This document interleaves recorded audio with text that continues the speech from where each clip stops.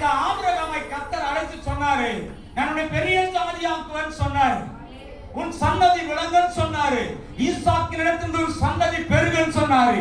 வாக்குத்தத்தத்தை பெற்றுக்கொண்டு வளர்ந்து கொண்டிருந்த ஈசாக்க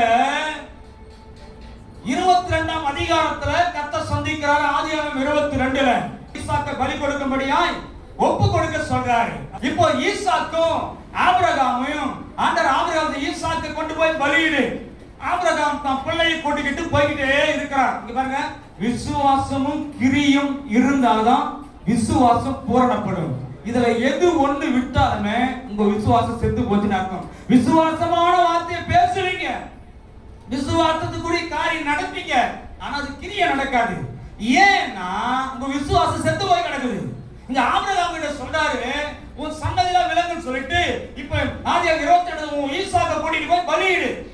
இப்ப ஈசாக்கும் ஆபிரகாமும் வேலைக்காரர்களும் புறப்பட்டு போறாங்க மோரியா தேசத்துக்கு. மோரியா மலைக்கு போகிறப்ப ஒரு சம்பவம் நடக்குது.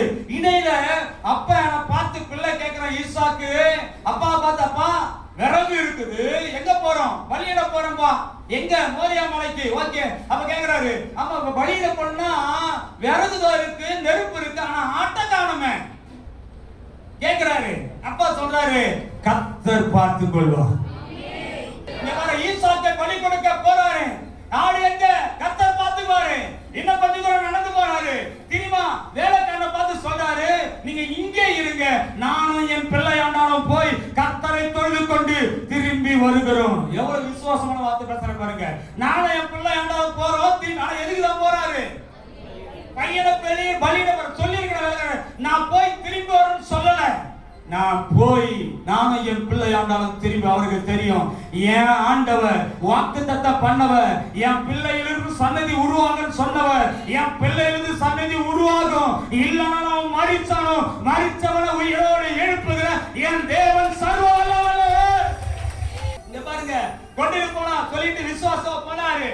மலையில ஏறிட்டாங்க, பலிபீடத்தை கட்டியாச்சு, விறகு வச்சாச்சு. ஆனா ஆபிரகாம் சுத்தி அப்படி பார்த்தா ஆட காணோம். ஆமென். என்ன காணோம்? ஆனா இப்ப பிள்ளை கேக்குறான், அப்பா கர்த்தர் பார்த்துக்கலாம் சொல்லி ஆடு எங்க? ஆபிரகாம் சுத்தி பாக்குறாரு, ஆட்டை காணோம். சுத்தி பாக்குற ஆட்டை பாருங்க, இல்லாதது போலதான் தெரியும். ஹலோ, சுத்தி பார்த்தீங்கன்னா நெருக்கம் கிட்ட போயிடுவீங்க, சந்திக்க வேண்டிய நேரம் வந்திருக்கும். ஆனா இல்லாதது போல தெரியும். பயப்படாத, விசுவாசத்தை குறைக்காத.